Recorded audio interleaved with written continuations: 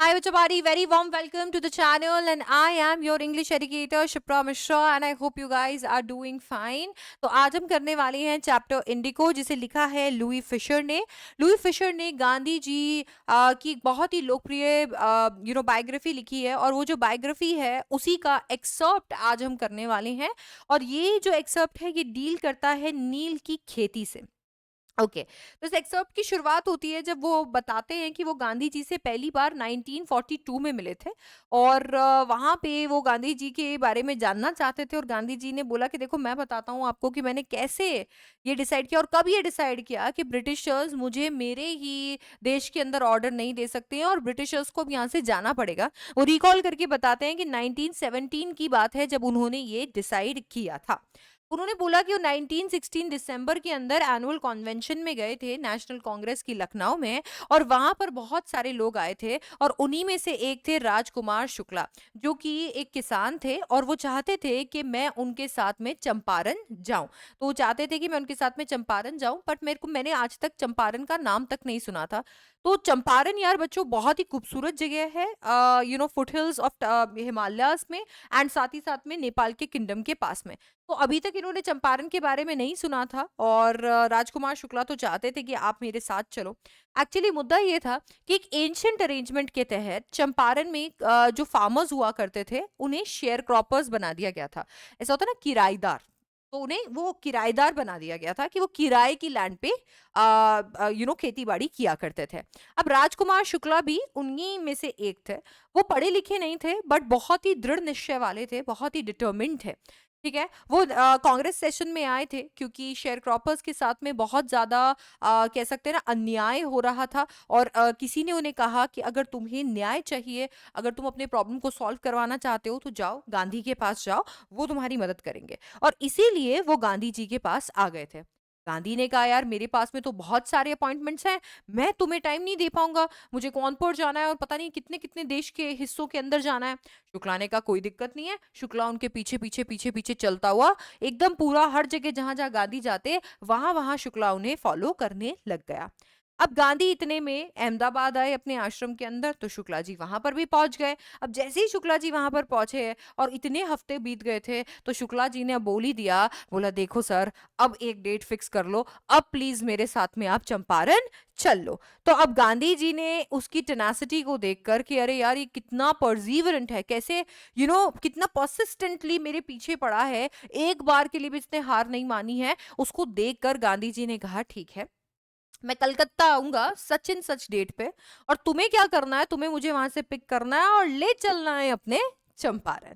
बस महीने बीत गए, शुक्ला जी एकदम आराम से इंतजार कर रहे थे गांधी जी का। गांधी जी आए, गांधी जी कलकत्ता में अपने जिस काम से आए थे उन्होंने वो काम किया और फिर शुक्ला जी उन्हें लेकर कहाँ पहुंच गए, पटना इन बिहार, पटना की तरफ निकल गए।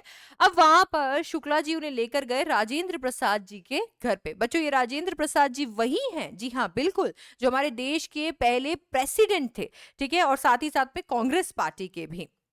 सो वो वहां पर गए। अब वहां पर जब वो जाते हैं तो राजेंद्र प्रसाद जी तो घर पे नहीं थे, उनके सर्वेंट्स ही घर पे थे। तो सर्वेंट्स को पता था, वो हर दिन देखते थे कि किस तरीके से शुक्ला जी जो है वो मुंह उठा के आ जाते हैं यहाँ पे और उनके मास्टर को परेशान करते रहते हैं। तो उन्हें पता था कि ये जो फार्मर है ये रोज यहाँ पर आता है, मतलब ओकेजनली यहाँ पे आता है और आकर मेरे मास्टर को परेशान करता है और आज ये किसी और के साथ भी आया है जो भी लगता है कि एक फार्मर है। अब उन्हें ना ये नहीं पता था कि इन दोनों की कास्ट क्या थी, मतलब उन्हें ये आइडिया नहीं था कि गांधी जी की कास्ट क्या थी। उनके कपड़े बड़े सिंपल से थे। तो इसीलिए जब गांधी जी को पानी पीना था, वो इंतजार कर रहे थे राजेंद्र प्रसाद का, और जब उन्हें पानी पीना था तो उन जो सर्वेंट्स थे उन्होंने एक बार भी गांधी जी को वेल के पास नहीं जाने दिया। बोला क्या पता ये अनटचेबल हुआ तो, अगर इसका हाथ का एक बूंद भी वेल पे गिर गया तो पूरा का पूरा वेल दूषित हो जाएगा। तो ऐसा उनका मानना था। अब गांधी जी ने ना ये वाला पार्ट इसीलिए बताया है कि उस टाइम पर अनटचेबिलिटी जोरों शोरों पे थी। ठीक है, तो देश के अंदर अनटचेबिलिटी जैसा एक सोशल इविल चल रहा था। अब गांधी जी वहां से निकले, सबसे पहले कहाँ पहुंचे, मुजफ्फरपुर। अब यार मुजफ्फरपुर चंपारण के रास्ते में आता था। अब उन्होंने सोचा कि यार मुझे पहले ना इस पूरे मुद्दे के बारे में और इंफॉर्मेशन जान लेनी चाहिए, मुझे जान लेना चाहिए कि आखिरकार ये जो मुद्दा है ये मुद्दा है क्या, मतलब इसकी जड़ क्या है, क्योंकि शुक्ला तो बस कुछ ही पार्ट बता पा रहे थे यार। अब राजकुमार शुक्ला जो है वो ना तो पढ़े लिखे थे, ना वो उनको कॉन्ट्रैक्ट, ना उनको अरेंजमेंट्स के बारे में ज्यादा पता था। उन्हें तो बस वो पता था जो उनके समझ आता था। पर गांधी जी ने कहा यार उससे मेरा काम नहीं चलेगा, तो मुझे और इन्फॉर्मेशन जानने के लिए मुजफ्फरपुर चलना चाहिए। तो उन्होंने ना मुजफ्फरपुर में उनके जानकार थे प्रोफेसर जेबी कृपलानी, उन्हें टेलीग्राम किया, बोला यार मैं आ रहा हूँ। जेबी कृपलानी जी बस 15 अप्रैल की बात है कि आराम से मिडनाइट पे उनका इंतजार कर रहे थे, उनको पिक किया, उन्होंने उनका स्वागत किया। और उसके बाद में मुजफ्फरपुर में ही उनके एक और जानकार प्रोफेसर मलकानी के घर पर, जो कि एक गवर्नमेंट स्कूल टीचर थे, गांधी जी रहे। गांधी जी ने कहा ये बहुत बड़ी बात थी, ये बहुत बड़ी बात थी कि कोई एक गवर्नमेंट स्कूल का टीचर, यानी कि कोई एक गवर्नमेंट सर्वेंट मुझ जैसे होम रूल के एडवोकेट को अपने घर में रख रहा था। उन दिनों में ऐसा नहीं किया जा सकता था, क्योंकि ऐसे में ब्रिटिशर्स आपको एकदम धर दबोच के अंदर कर देते थे, जेल के अंदर आपकी नौकरी वोकरी सब चली जाती थी। पर मलकानी जी एक बार के लिए भी पीछे नहीं हटे उनकी मदद करने के लिए, ये एक बहुत बड़ी बात थी। एनीवे इसके बाद में गांधी जी के आने की खबर सब जगह फैल गई, और इसीलिए सारे शेयर क्रॉपर्स जो थे चंपारण के, कोई पैदल आ रहा है, कोई कैसे आ रहा है, मतलब कैसे जैसे करके मुजफ्फरपुर पहुंचने लगे। और इतने में मुजफ्फरपुर लॉयर्स भी आए, जिन्होंने गांधी को पूरे प्रॉब्लम के बारे में ब्रीफ किया, बताया कि एग्जैक्टली प्रॉब्लम क्या है। ये वही लॉयर्स हैं जो कि शेयर क्रॉपर के केस को रिप्रेजेंट करते हैं कोर्ट में।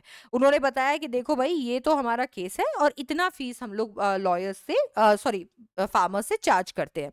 तो गांधी जी ने उन्हें डांटा। गांधी जी ने कहा यार तुम लोग सारे का सारा पैसा क्या इन्हीं से कमाओगे, हाँ हाँ, थोड़ी तो शर्म कर लो, ये बेचारे गरीब लोग हैं।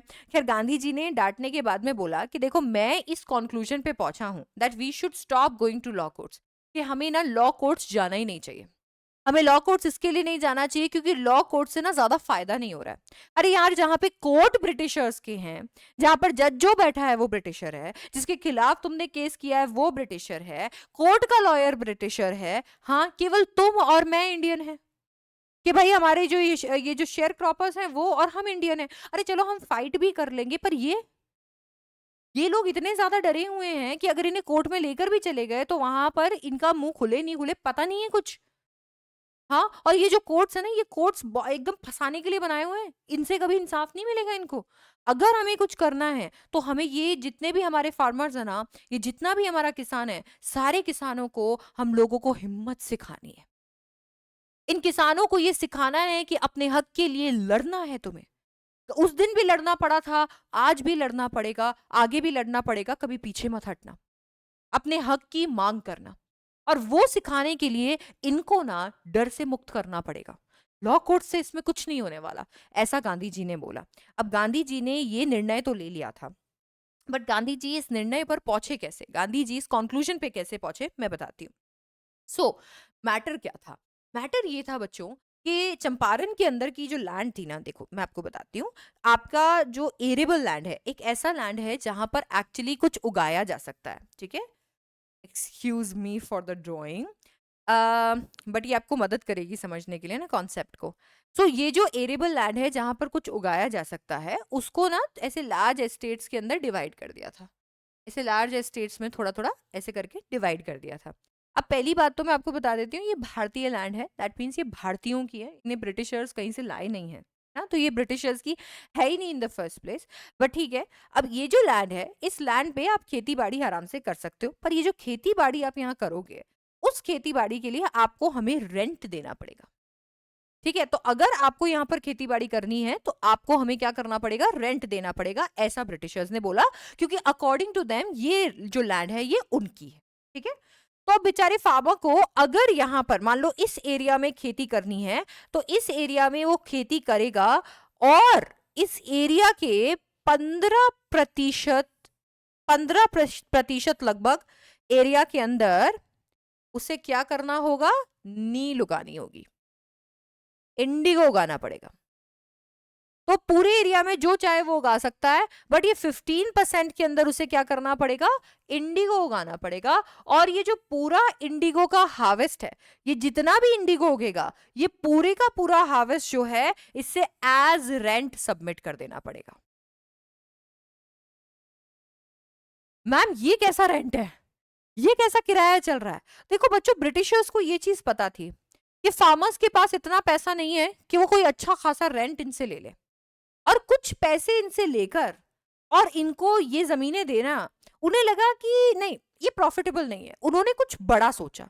अब बड़ा ये सोचा कि जहां से वो आते थे, वहां पर एग्रीकल्चर का ये भी नहीं है, एकदम सूखा पड़ा है। हाँ, तो इन्होंने सोचा कि क्यों ना यहाँ के लैंड को, हाँ हमारा देश, हमारी मिट्टी सोना उगलती थी, तो यहाँ के लैंड को इस्तेमाल किया जाए और बिजनेस किया जाए।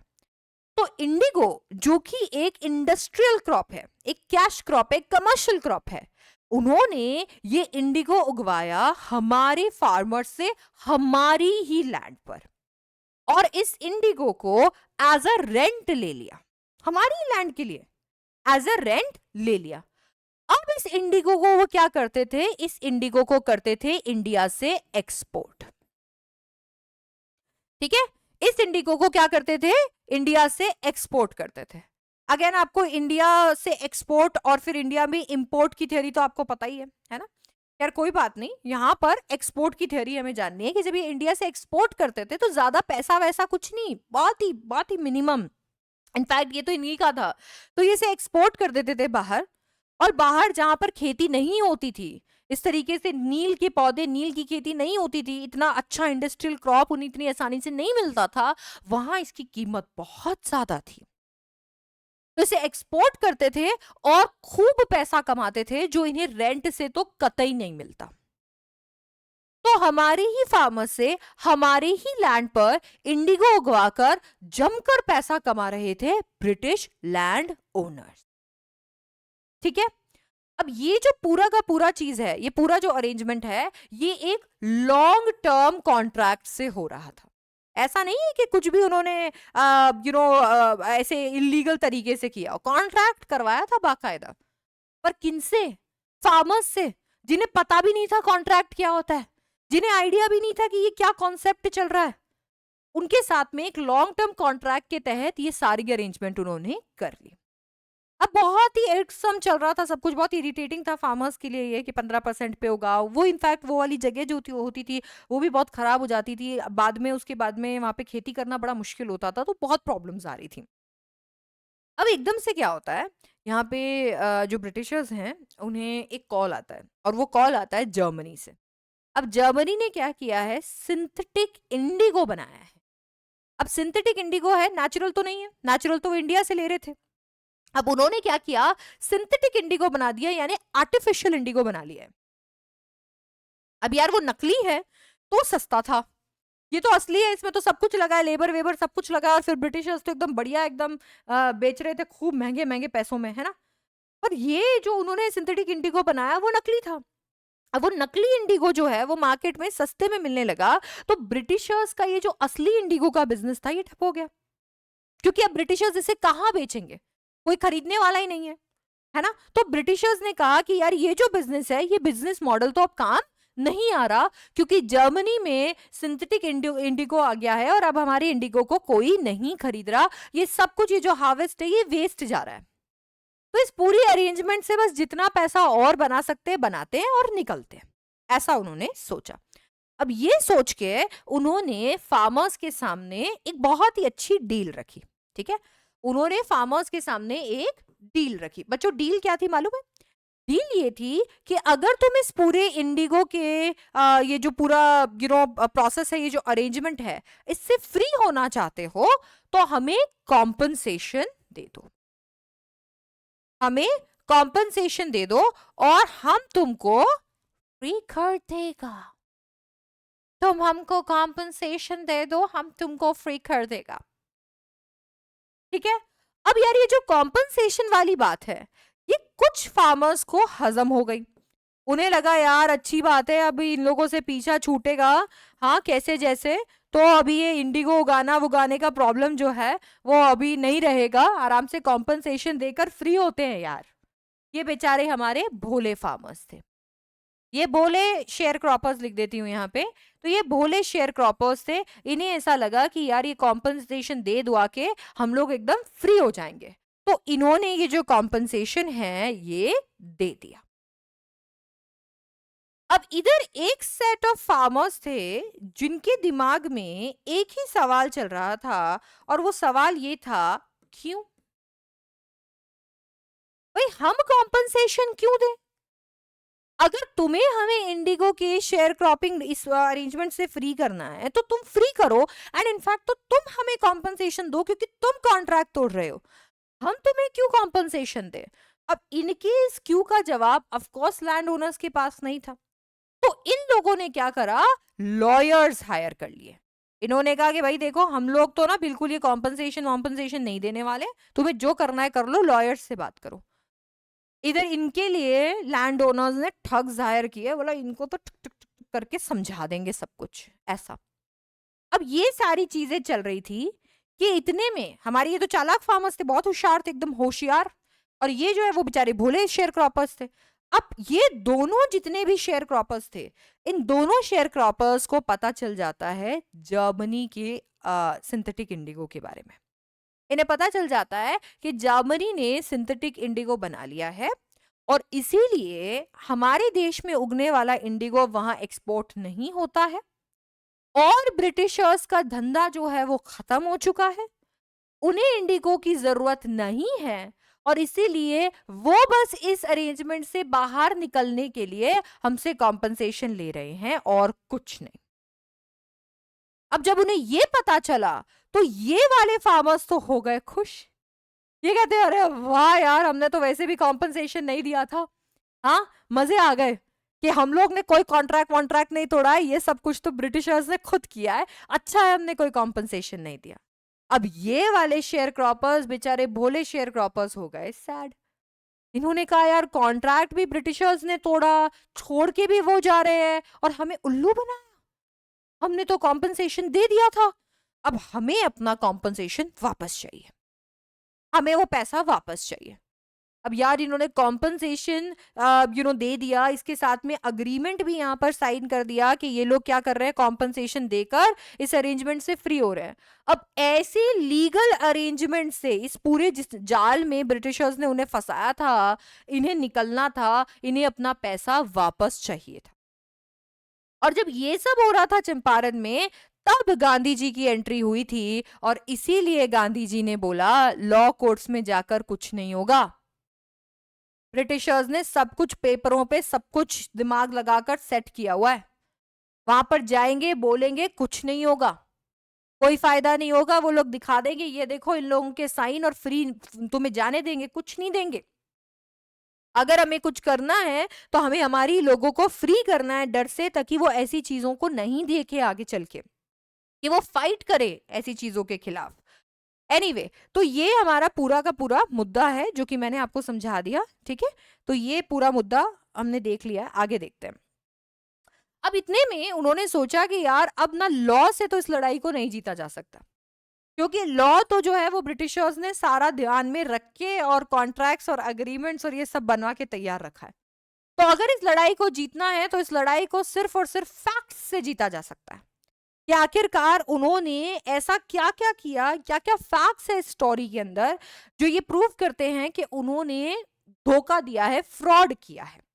इसीलिए वो सबसे पहले secretary of British landlord association पहुंचे, और उन्होंने कुछ डिटेल्स मांगी, जिन डिटेल्स को सेक्रेटरी ने देने से मना कर दिया, ये कहकर कि वो किसी बाहर वाले को कोई डिटेल नहीं देंगे।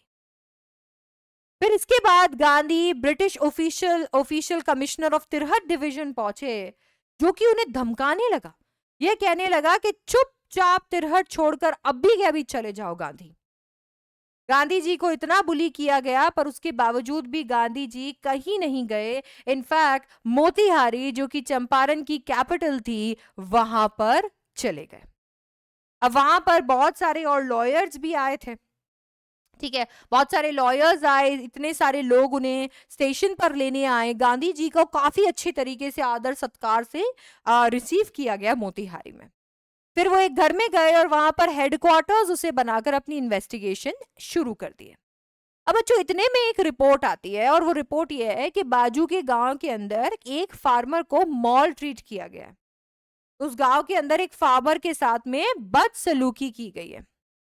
तो गांधी जी ने कहा, यार यहाँ पर जहां पर कहते हैं ना आग लगी होती है वहीं पर धुआं उठता है, जाकर देखूं तो सही कि मुद्दा क्या है। गांधी जी गए देखने के लिए मुद्दे को। अब इतने में उन्हें रोक लिया गया सुप्रिटेंडेंट्स मैसेंजर के द्वारा। मैसेंजर ने कहा, चलिए सर, आप अपने रजिस्टर्ड एड्रेस पे चलिए, वहां जाकर मुझे आपको एक चिट्ठी देनी है। गांधी जी गए, उसके साथ में बैठकर रजिस्टर्ड एड्रेस पे गए और वहां उन्होंने एक चिट्ठी रिसीव। अब वो जो चिट्ठी थी, उस चिट्ठी में क्या लिखा था? उस चिट्ठी में लिखा था, क्विट चंपारण इमीडिएटली। वो एक नोटिस था कि चंपारण तुरंत ही छोड़कर चले जाओ गांधी। अब गांधी जी ने जैसे ही उस नोटिस को देखा तो पहले तो उन्होंने नोटिस की रिसीट को साइन किया कि जी हाँ, मुझे ये जो नोटिस है ये मिल गया है। फिर उसके बाद में उन्होंने उस नोटिस के मतलब उस नोटिस के ऊपर ही लिख दिया कि वो इस नोटिस को डिसओबे करते हैं, वो कहीं नहीं जाएंगे।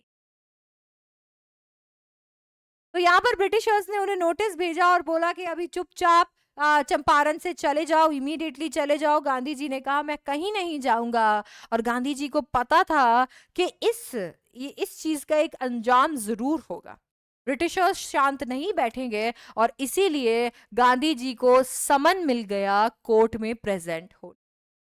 अब गांधी जी को कोर्ट में जाना था अगले ही दिन। पूरी रात गांधी नहीं सो पाए, वो अरेंजमेंट्स कर रहे थे। उन्होंने टेलीग्राफ किया राजेंद्र प्रसाद और बाकी सेवरल जो लॉयर्स थे उनको, उन्होंने अपने आश्रम के अंदर पूरी सिचुएशन बताई एंड इनफैक्ट वाइस रॉय को भी पूरे मुद्दे के बारे में बताया।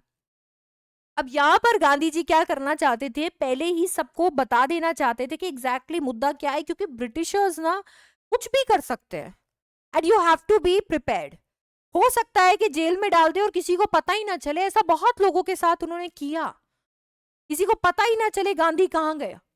इसके लिए गांधी जी ने बोला कि नहीं, मेरे को सबको बता के जाना है ताकि मुझे बचाने के लिए कोई आए, जस्ट इन केस कि ये अपने अबाउ लॉ काम करने लग जाए। अब गांधी जी सुबह उठते हैं, देखते हैं तो वहां पर वो जैसे ही पहुंचते हैं कोर्ट, वो देखते हैं मोतीहारी जो है खचाखच भरा है, थाउजेंड्स, हजारों पेजेंट्स, हजारों फार्मर्स जो है वो मोतीहारी में इकट्ठे हुए थे, क्योंकि उन्होंने सुना था कि एक महात्मा है जो कि उनकी मदद करने आया था और उसे अथॉरिटीज परेशान कर रही है। और ये हजारों लोग वहां पर डिमॉन्स्ट्रेशंस कर रहे थे और महात्मा गांधी को अंदर भी नहीं जाने दे रहे थे। मतलब इतनी भीड़ हो गई थी कोर्ट के सामने कि कोर्ट के जो ऑफिशियल्स थे, पुलिस ऑफिसर्स थे, इनफैक्ट अंदर प्रोसिक्यूटर और जज थे, सब बाफल हो गए थे, हक्के बक्के रह गए थे। इनफैक्ट बिना गांधी के हेल्प के गांधी को कोर्ट के अंदर ले जाना भी बड़ा मुश्किल हो रहा था। मालूम है ये क्या था? हाँ, ये था प्रदर्शन कि हम नहीं डरते ब्रिटिशर्स से, हम नहीं डरते, हमारे साथ महात्मा गांधी। एनीवे, गांधी जी पोलाइट तरीके से और बहुत ही फ्रेंडली तरीके से उन्हें मना रहे थे, कह रहे थे कि भाई ठीक है, मैं अभी आ रहा हूं, आप चिंता मत करो, मुझे कुछ नहीं होगा। अब बेचारे फार्मर्स को नहीं पता था गांधी जी के रिकॉर्ड के बारे में, उन्हें नहीं पता था कि ये खुद एडवोकेट हैं, ठीक है, और साउथ अफ्रीका में इन्होंने क्या क्या किया है। इनको आइडिया नहीं था कि गांधी जी यहाँ पर सबसे सेफ थे, ठीक है। इन्होंने कैसे जैसे मनाया और बोला कि यार मैं आ जाऊंगा, आप लोग बिल्कुल टेंशन मत करो, मुझे अंदर जाने दो।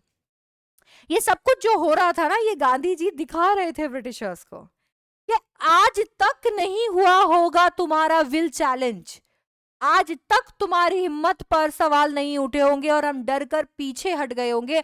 आज के बाद ऐसा नहीं होगा, अब नहीं होगा ऐसा।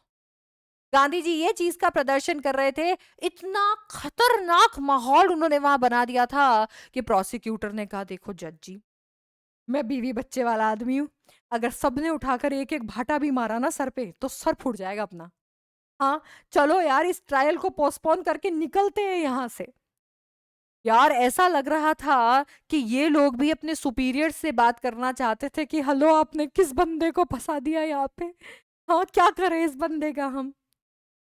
एनीवे, गांधी जी ने बोला, क्या दिक्कत है भाई, आ तो गया हूं मैं, शुरू करो ट्रायल को जरा। तो गांधी जी ट्रायल के पीछे पड़े हुए थे।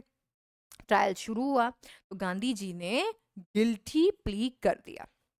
उन्होंने कह दिया जी हाँ बिल्कुल मैं गिल्टी हूँ, मुझसे गलती हुई है, और क्योंकि मुझसे गलती हुई है कि मैंने आपका ऑर्डर नहीं माना, आप मुझे बता दो कितना आपका पेनल्टी है, क्या पेनल्टी ड्यू है, आप मुझे बता दो, मैं वो पेनल्टी दे दूंगा। गांधी जी ने अपने आप को गिल्टी बताते हुए ये भी कहा कि मैं कॉन्फ्लिक्ट ऑफ ड्यूटीज में था।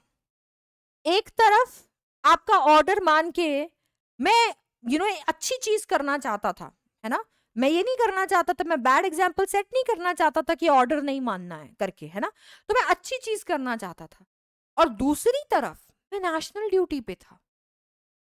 अब या तो मैं आपका ऑर्डर ना मानता और बैड एग्जाम्पल सेट कर देता कि देखो मैंने लॉ तोड़ दिया, और या फिर मैं नेशनल ड्यूटी पे जो आया हुआ हूं, मैं मेरे देश के लिए काम कर रहा हूं, मैं लॉ के ऊपर अपने मन की इच्छा के बारे में सोच के काम कर रहा हूं, या तो फिर मैं वो ना करता। तो मैंने डिसाइड किया कि मैं आपका ऑर्डर नहीं मानूंगा, नेशनल ड्यूटी तो मैं फिर भी करूंगा। दिल की सुनी, लॉ के ऊपर एक चीज है और वो है आपका कॉन्शियस, कॉन्शियस की सुनी और कर लिया।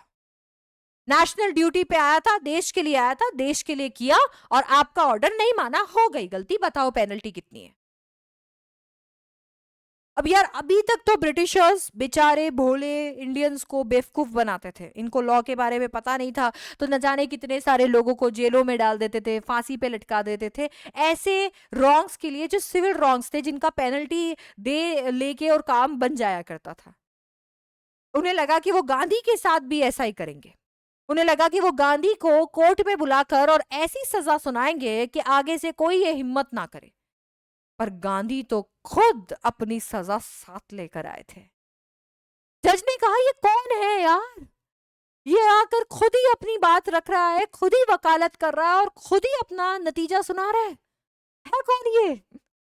जज को समझ नहीं आ रहा था कि क्या किया जाए, इसीलिए उन्होंने कहा 120 मिनट के लिए बेल ले लो, लंच के बाद में तुम्हारी सुनवाई होगी। गांधी जी ने कहा नहीं चाहिए बेल, बैठा हूं यहीं पे, यहाँ बैठा हूं आराम से, और यहाँ पर बैठकर ही इंतजार कर लूंगा, 120 मिनट नहीं लूंगा बेल। जज ने कहा जा यार, तेरे को बेल नहीं चाहिए, मेरे को देनी है तेरे को बेल, तू जा यहां से।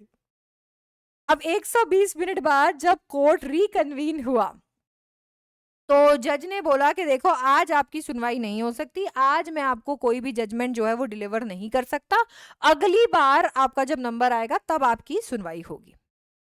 अब यार गांधी जी एकदम से बोले यार ये तो अजीब बात है, गलत बात है, और गांधी जी को उन्होंने लिबर्टी पे छोड़ दिया, फ्री, जाओ।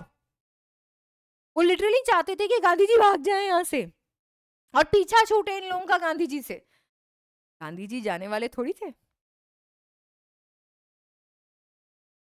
एनीवे इसके बाद क्या हुआ, इसके बाद गांधी जी वहां से तो फ्री हो गए, बट उनके जितने भी इन्फ्लुएंशियल फ्रेंड्स थे ये सारे वहां पर आए हुए थे और ये गांधी जी से मिले। अब यार गांधी जी ने उनसे एक सवाल पूछा, कहा कि तुम क्या करोगे अगर मुझे प्रिजन हो जाता है, अगर मुझे जेल हो जाती है तो तुम लोग क्या करोगे। लॉयर था एक सीनियर, उसने कहा हाँ हम तुम्हारी मदद करने आए थे, अगर तुम्हें जेल हो जाती है तो हम घर चले जाएंगे, क्या करेंगे, अगर तुम्हें जेल हो जाती है तो हम भी घर चले जाएंगे। तो गांधी ने कहा उन शेयर क्रॉपर्स का क्या होगा फिर, अगर तुम लोग घर चले जाओगे तो उन शेयर क्रॉपर्स का क्या होगा, हाँ, जिन लोगों के केस को तुम रिप्रेजेंट कर रहे हो।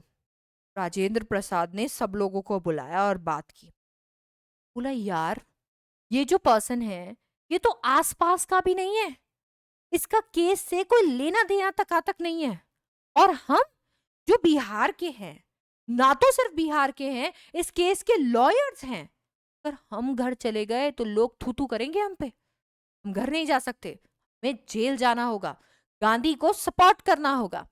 वो आए गांधी के पास और आकर उन्होंने कहा कि अगर अगर तुम्हें जेल हो जाती है तो हम भी तुम्हारे साथ जेल चलेंगे। इतने में गांधी ने कहा the battle of Champaran is, अगर मेरे को जेल हो गई तुम मुझे फॉलो करोगे, ये हिम्मत दिखाओगे, ये यूनिटी दिखाओगे, तो मानो कि ये चंपारण की बैटल हम जीत गए।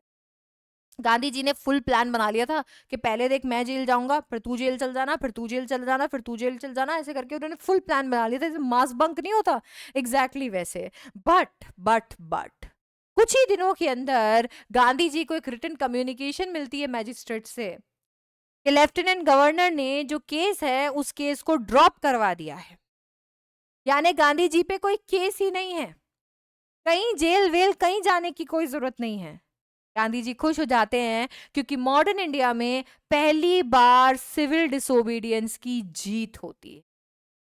गांधी जी ने डिसोबे किया ऑर्डर को और ब्रिटिशर्स हारे, ये पहली बार हुआ था मॉडर्न इंडिया में सिविल डिसोबीडियंस जीता था पहली बार। ओके गांधी और लॉयर्स जो है अब उनको एकदम हिम्मत मिल गई थी, वो फुल और इंक्वायरी बिठाते हैं और 10,000 से भी ज्यादा फार्मर्स के बयान इकट्ठे करते हैं, डॉक्यूमेंट्स इकट्ठे करते हैं और लैंड ओनर्स बस उन्हें टुक टुक टुक टुक देखते रहते हैं, ठीक है, प्रोटेस्ट करते रहते हैं। पर अभी हमें क्या, हम लोगों को तो सारे का सारा एविडेंसेस कलेक्ट करने हैं ताकि लैंड ओनर्स को बस उनकी जगह दिखाई जा सके। अब जून का टाइम था, गांधी जी को सर एडवर्ड गेट जो उस टाइम लेफ्टिनेंट गवर्नर थे उन्होंने बुलाया, बोला यार आओ आप वापस से हमारे साथ मीटिंग करो। गांधी जी पीछे से सारा इंतजाम करके गए थे, कहते यार इन पे कोई भरोसा नहीं है, मैं वहां जाऊं मेरे को जेल वेल में डाल दे, फांसी वांसी लगा दे, भगवान जाने। तो पीछे सारे अरेंजमेंट्स करके गए थे, पर सर एडवर्ड गेट ने ऐसा कुछ नहीं किया। इनफैक्ट 4 लंबे चौड़े इंटरव्यूज के बाद उन्होंने डिसाइड किया कि एक कमीशन ऑफ इंक्वायरी बिठाई जाएगी जिसके अंदर पूरे शेयर क्रॉपर्स को रिप्रेजेंट करने के लिए गांधी बैठेंगे, दूसरे तरफ लैंड ओनर्स बैठेंगे और कुछ ऑफिशियल्स बैठेंगे और हम सब मिलकर ये डिस्कस करेंगे कि आखिर क्या करना हमें चाहिए। अब जब ये हो जाता है तो अभी अभी पता चलता है कि अब जो है ये पूरे प्रॉब्लम का नतीजा जो है वो निकलने वाला था। तो जो अभी आप जितने एक्साइटेड हो, गांधी भी उतने ही एक्साइटेड थे जब वो यहाँ पर आए थे। उन्हें तो लिटरली लगा था कि ये छोटा मोटा काम है, कुछ एक दिनों के अंदर सॉल्व हो जाएगा। बट एक्चुअली गांधी यहाँ पर 7 महीनों तक रह गए थे और बाद में भी आते जाते लगभग 1 साल तक रहे थे। मतलब उन्हें जो ऐसा लग रहा था कि छोटा मोटा काम है, कुछ महीनों में हो जाएगा, कुछ दिनों में हो जाएगा, वो काम उनकी जिंदगी का 1 साल ले चुका था। अब जब ये ऑफिशियल इंक्वायरी बिठाई गई तो फिर एकदम से पूरे एविडेंसेस का पहाड़ टूट पड़ा लैंड ओनर्स पे। उन्होंने सोचा कि यार ये तो सारे के सारे एविडेंसेस हमारे खिलाफ है, अब हम तो हार गए, पोल हमारी खुल गई है। तो इसके लिए उन्होंने सीधा गांधी जी से पूछ लिया कि ठीक है बताओ कितने पैसे हमें देने होंगे। अब यार यहाँ पर ना ये जो पैराग्राफ है यहाँ पर बच्चे बोलते हैं, बहुत सारे बच्चे अलग अलग तरीके का लॉजिक लगाते हैं। अब देखो यार मैं भी आपको वही बता सकती हूँ जो यहाँ पर लिखा हुआ है ना, बाकी सारे डिस्कशन के लिए ना तो ये प्लेटफॉर्म है और ना ये चैप्टर है, ठीक है। तो अब मैं आपको बताती हूँ कि एग्जैक्टली यहाँ पर मुद्दा क्या था। ये जो लैंड ओनर्स थे, ब्रिटिश लैंड ओनर्स, ये हमेशा से ये चाहते थे कि ये जो केस है ये कोर्ट में जाए, क्योंकि जब ये केस कोर्ट में जाएगा तो ये केस इनका हो जाएगा। एक तो पहली बात तो इस केस को वो बहुत खींच सकते हैं, सालों साल तक खींच सकते हैं, सालों साल तक कुछ नहीं देना पड़ेगा, सालों साल तक कुछ नहीं करना पड़ेगा। और दूसरी बात, अगर खींचेंगे भी ना तो कोर्ट के अंदर हमारे पेजेंट्स का मुंह तो खुलेगा नहीं, तो ये केस को ऐसे जीत जाएंगे, 1 रुपया भी नहीं देना पड़ेगा।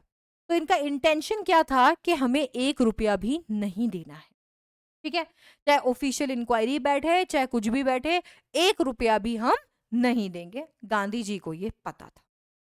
तो जब गांधी जी से पूछा गया कि हम कितने पैसे दें, तो गांधी जी ने एक डिसेंट अमाउंट बोला, बोला ऐसा करो आप हमें 50% पैसे वापस दे दो। अब देखो यार गांधी ना यहाँ पर सीधे 100% की मांग नहीं कर सकते थे। मैं आपको बताती हूँ क्यों, क्योंकि यहाँ नेगोशिएशंस हो रही है। यहाँ पर क्या है ना, ब्रिटिशर्स का लीगली पलड़ा भारी है।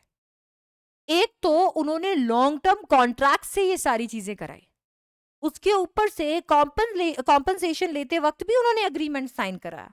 हाँ ये सब कुछ फ्रॉडुलेंट पर्पस के लिए किया गया था, इनफैक्ट उन लोगों को कह सकते हैं चीट करने के लिए किया गया था, बट सब कुछ लीगल था, सबके ऊपर सिग्नेचर्स थे पेजेंट्स के।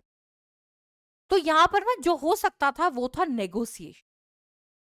आप ये नहीं कह सकते नहीं मेरे को तो 100% पैसे वापस दो, देगा ही नहीं वो कहेगा भाई साइन तो तुम लोगों ने भी तो किए है ना, साइन तुम लोगों ने भी किए हैं, तो अभी अभी कुछ तो ऐसा होना चाहिए ना कि दोनों के बीच की बात बैठे कहीं। तो इसीलिए गांधी जी ने सोचा कि यार किसी ऐसे नंबर पे आ जाता हूं जहां ये मना ही ना कर पाए। उन्होंने बोला 50% पैसा हमें वापस दे। अब वो 50 पे क्यों आए, 75 पे क्यों नहीं आए, 60 पे क्यों नहीं आए, वो गांधी जी की माया, गांधी जी जाने, है ना। बट उन्होंने 50% बोला। अब जैसे ही उन्होंने 50% बोला वहां पर वो बहुत एडमेंट दिख रहे थे, बहुत ही ज्यादा जिद्दी दिख रहे थे कि नहीं मैं तो इस 50% से टस से मस नहीं होऊंगा। जानबूझ के वो ऐसा शो कर रहे थे, इसके लिए शो कर रहे थे क्योंकि यहीं पर हमारे ब्रिटिशर्स ने सोचा कहते ये तो 50% से पीछे हटेगा नहीं, हम इसको एक ऐसी अमाउंट दे देते हैं जिसपे ये राजी ना हो, और अगर ये राजी नहीं होगा तो ये मुद्दा चला जाएगा कोर्ट में, वहीं सुलझेगा ये मुद्दा, और जब ये मुद्दा वहां सुलझेगा तो वही होगा जो हम चाहते हैं।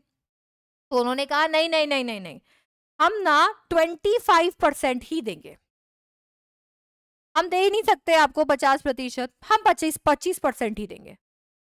गांधी जी को पता था ये 1 रुपया देने नहीं वाले हैं, इनको 1% नहीं देना है, इनको सिर्फ इस मुद्दे को खींचना है, इस मुद्दे को कोर्ट में ले जाना है और वहां पर जाकर हराना है हमारे पेजेंट्स को। गांधी जी ने कहा ठीक है दे दो 25%।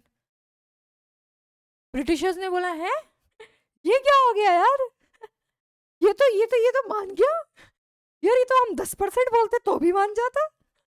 एनीवे 25% पे ये सेटलमेंट हुआ, और ये सेटलमेंट के साथ में ब्रिटिशर्स ने ना तो सिर्फ पैसे दिए थे पर एक पार्ट ऑफ देयर प्रेस्टीज भी दे दिया था, क्योंकि ये जो सेटलमेंट था, ये सेटलमेंट ये दिखाता था कि ब्रिटिशर्स की हार हुई थी और हमारे देश का किसान जीत गया था।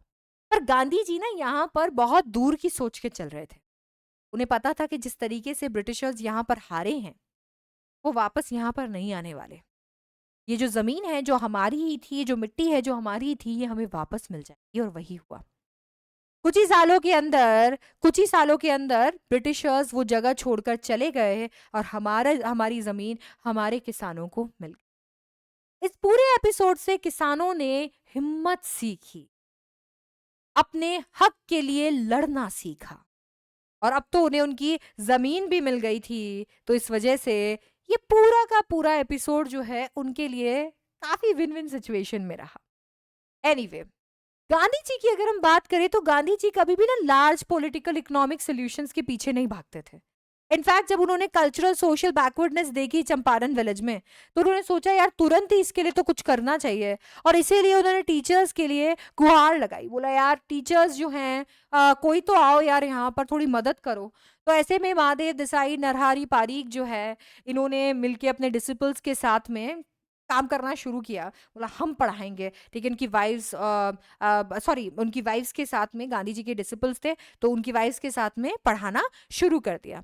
न जाने और कितने सारे टीचर्स आए बॉम्बे से, पूना से, बाकी सारी जगह से। गांधी जी के सबसे छोटे बेटे देवदास और उनकी बीवी भी यहाँ पर आई हुई थी, जो कि यहाँ पर आश्रम सैनिटेशन, क्लीनिनेस के ऊपर, कम्युनिटी सैनिटेशन के ऊपर सारे पाठ पढ़ा रही थी। हेल्थ कंडीशन भी काफी ज्यादा खराब थी, तो गांधी जी एक डॉक्टर को भी लेकर आए कि भाई 6 महीने के लिए तेरे को यहाँ पर वॉलंटियर करना है, और वहां पर 3 मेडिसिन भी लेकर आए जो काम आने वाली थी, चाहे वो कैस्टर ऑयल हो, क्वानाइन हो या सल्फर ऑइंटमेंट हो। अब उन्होंने क्या किया, वहां पर होने वाली बीमारियों का इन 3 मेडिसिन की मदद से इलाज करना शुरू कर दिया। गांधी जी ने ये देखा कि औरतों के कपड़े पहनने का ढंग बड़ा अजीब है, बड़ा ही गंदा है, ये बहुत ही गंदे कपड़े पहनती हैं। तो उन्होंने बोला कस्तूरबाई को कि भाई जाओ आप देखो, बात करो क्या मुद्दा है। तो वहां पे जाकर ये पता चला कि हालत इतनी खराब है कि औरतों के पास में एक ही साड़ी है जो साड़ी उन्होंने पहन रखी है, इसके अलावा उनके पास साड़ी नहीं है और कोई, इसीलिए उनकी हालत ऐसी हो रही है। इतना ज्यादा बैकवर्डनेस था इकोनॉमिकली भी। एनीवे तो हम यहाँ पर बात कर रहे थे कि किस तरीके से गांधी जी जो है पूरे इस लंबे स्टे में, जो वो चंपारण में उन्होंने इतना लंबा स्टे किया था, आश्रम पे भी नजर रखते थे। वहां पर बैठकर उनके अकाउंट्स मंगाया करते थे, बोलते थे यार देखो अब लैट्रिन ट्रेंचेस जो है वो गंदे हो गए होंगे, उनको भर दो, नए लैट्रिन ट्रेंचेस बनाना शुरू कर दो। ये सारी की सारी चीजें वो वहीं पर बैठकर करे जा रहे थे। गांधी बताते हैं कि ये पूरा एपिसोड उनकी जिंदगी का टर्निंग पॉइंट बन गया। गांधी जी ने ना तो ये कभी सोचा था कि वो ब्रिटिशर्स के खिलाफ इस तरीके से लड़ाई करेंगे, ना उन्होंने कभी सत्याग्रह को इस तरीके से इम्प्लीमेंट करने का सोचा था, ना उन्हें पता था कि सिविल डिसोबीडियंस मॉडर्न इंडिया के अंदर जीत जाएगा। पर ये सब कुछ, everything turned out to be so beautiful कि यहाँ पे, और इतनी अच्छी तरीके से वो जीते कि ये लाइफ का टर्निंग पॉइंट बन गया, और यहाँ से उन्होंने ब्रिटिशर्स को बाहर निकालना शुरू कर दिया। उन्होंने कहा देखो यार, मैंने जो किया वो बहुत ही आम सी चीज थी, मैंने सिर्फ ब्रिटिशर्स को ये बताया कि तुम मेरे ही देश के अंदर रहकर ना मुझे ही ऑर्डर नहीं कर सकते, ठीक है, तो मैंने बस इतना किया और कुछ नहीं। बट ये जो चंपारण का एपिसोड था, ये कोई क्रांति की तरह शुरू नहीं हुआ था। इसको ऐसे क्रांति की तरह मत लेना, ये कोई क्रांति की तरह शुरू नहीं हुआ था। इनफैक्ट ये तो बस ये एक अटेम्प्ट की तरह शुरू हुआ था कि बेचारे गरीब फार्मर्स जो है उनकी मदद की जाए। ऐसा ही करते थे गांधी जी। गांधी जी हमेशा डे टू डे प्रॉब्लम्स जो है उनको सॉल्व करने में भरोसा रखते थे। उनकी लॉयल्टी ना एब्स्ट्रैक्शंस के साथ नहीं थी, उनकी लॉयल्टी थी ह्यूमन बींग्स के साथ में। वो एक एक इंडियन को फ्री करना चाहते थे ताकि पूरा देश जो है वो फ्री हो जाए। वो चाहते थे एक एक भारतीय जो है वो अपने पांव पर खुद खड़ा हो जाए। इस पूरे चंपारण एपिसोड में उन्होंने हमें एक और सीख, इस चंपारण एपिसोड में उनके एक बहुत ही बड़े भक्त, हम कह सकते हैं, चार्ल्स फ्रियर एंड्रयूज, उनसे मिलने के लिए आए थे। वो फिजी आइलैंड जा रहे थे और इसीलिए उन्होंने गांधी जी से फेयरवेल लेने का सोचा। अब वहां पर राजेंद्र प्रसाद का दिमाग दौड़ा और उन्होंने कहा कि क्यों ना एंड्रयूज तुम यहीं पर रुक जाओ हमारे साथ में। एंड्रयूज ने कहा गांधी जी कहेंगे तो रुक जाएंगे, क्यों नहीं रुकेंगे। गांधी जी ने कहा हाँ हाँ राजेंद्र प्रसाद, मुझे सब समझ आ रहा है।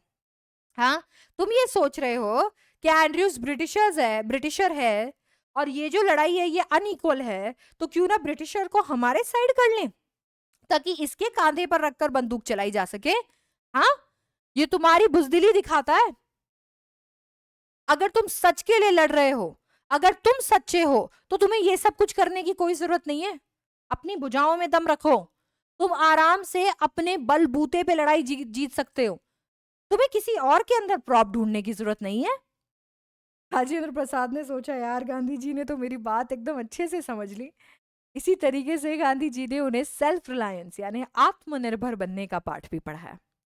तो self reliance, Indian independence, help to share croppers for all bound together. तरीके से इंडिगो में हमने ये सब कुछ।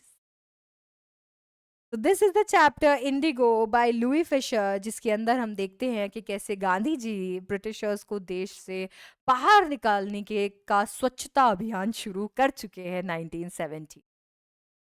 एनीवे अगर आपको ये चैप्टर का नरेशन, इसके विविध इमेजरीज पसंद आए हों तो प्लीज़ इसे लाइक कर देना और फटाफट से शेयर करो अपने फ्रेंड्स के साथ, और चैनल को भी सब्सक्राइब कर दो ताकि इसे ऐसे और वीडियोस आपको देखने को मिले। लेट मी टेल यू, अगर आप अपनी CUET की प्रेपरेशन करना चाहते हैं तो CUET की प्रेपरेशन एकदम टॉप नॉच तरीके से हमारे साथ में शुरू करो, one of its own kind batch, Tejashwi batch के साथ में, जो कि आपको लेना है अगर आप सिलेक्शन चाहते हो, क्योंकि सिलेक्शन सिर्फ तेजस्वी से होगा। ठीक है, यूज करो मेरा कोड SDC18 और अभी के अभी एनरोल करो, लिंक्स मिल जाएंगे डिस्क्रिप्शन में। I see you in the next one.